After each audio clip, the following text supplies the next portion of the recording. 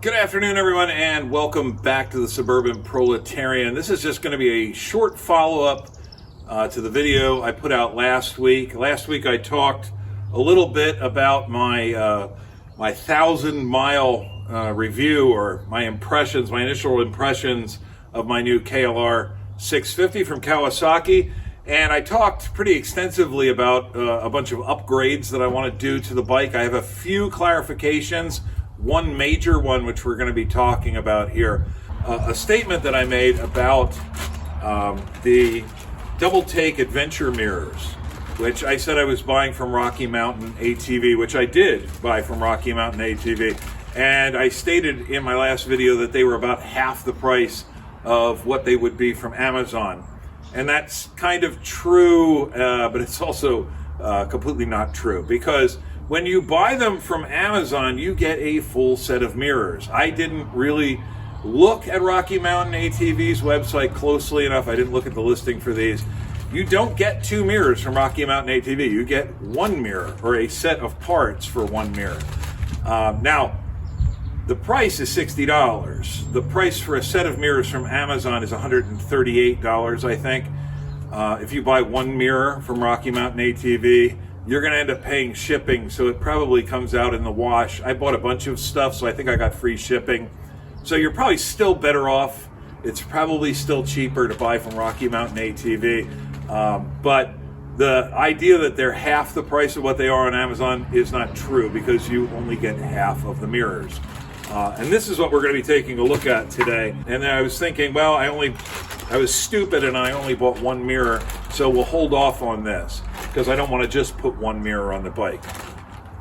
But then it occurred to me, you know what? It's probably a good idea to put one mirror on the bike, because then I'll have a chance to evaluate the new mirror against the factory mirrors. You'll certainly be able to see the difference between these two mirrors in upcoming videos. There's going to be a bunch, because I've got a bunch of parts coming in.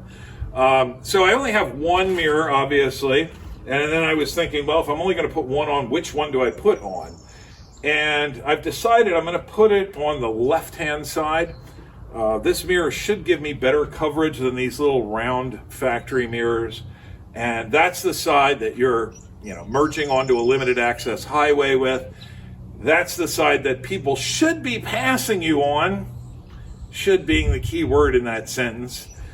People have as I'm sure you all know, people have a tendency to pass wherever they want to. So, but it just seems like the more logical spot. Plus, when you're riding, you pretty much have to keep your hand on the throttle unless you've got some sort of a throttle lock, and one of those is coming also. But you have a little bit more freedom with your left hand to make adjustments and things. So, I think we're going to go ahead and install the Doubletake adventure mirror onto the left-hand side of the bike. And I think the installation's pretty straightforward. I don't think you really need a how-to, but I'll go ahead and install it anyway, just so you can see how it's done. And I was right when I said that the arm and the ball and everything are from Ram. Not only are these a la carte, you get one mirror at a time, but they're also very modular. And the package for the arm is actually Ram. And the ball and hardware is also Ram. The only thing that's actually Doubletake is the mirror itself. And Doubletake, I've read nothing but good things about these mirrors. But Doubletake, in addition to making a quality product, presumably, they have really great customer support. And it says here, the Doubletake mirror you have in your hand is different. It works because you can't break it. We'll give you another one if you do. Plus, you don't have to remove it when you go off-road. They're referring to the fact that you can fold them in.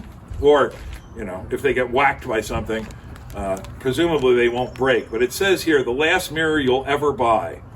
Super tough, great visibility, folds and removes easily, guaranteed against breakage. And, how much more can you ask for?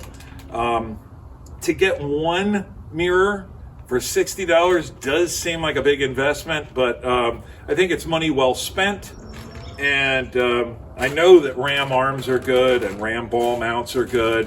I've heard nothing but good things about these mirrors. So I'm going to go ahead and put this on and I'm going to show you how I do it. Okay, so hopefully this will be a pretty fast process. I'm just on my lunch break, and I don't think this is going to take very long.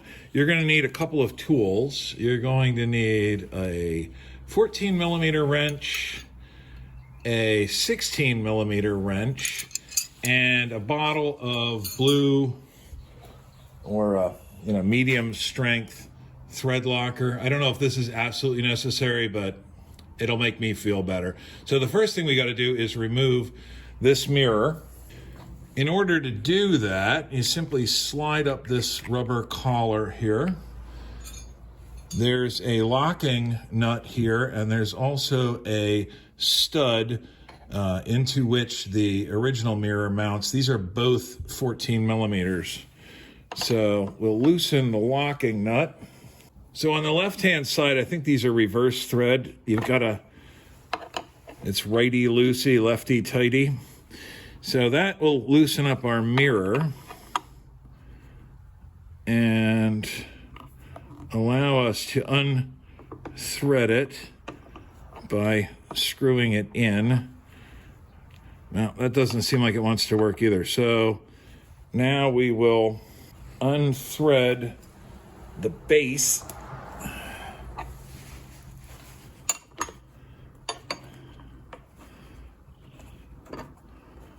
And just thread that right out of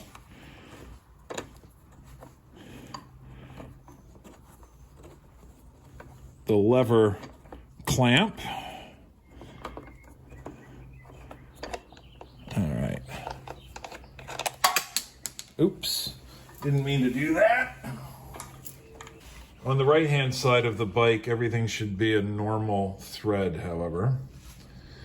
So now we've got this new base provided to us by Doubletake that should simply thread in, and it does. So just to keep that nice, I'm going to put a couple of drops of medium strength thread locker on there. That'll allow it to be removed in the future, but it will discourage it from coming unthreaded. And you don't need to go crazy with the Loctite. Just a little bit is enough to do the job. So we'll thread this in. This is an aluminum fitting, and it's threading into aluminum, so you probably don't really want to torque the hell out of this. This is where your 16 millimeter wrench comes into play. And we're just going to give that a little bit. Now we have our ram ball mount. This does not have any flats on it for a wrench. So this is just going to get threaded in hand tight. So again, we're going to use just a little bit of blue thread locker on those threads. Just enough to get the job done. You don't need it dripping.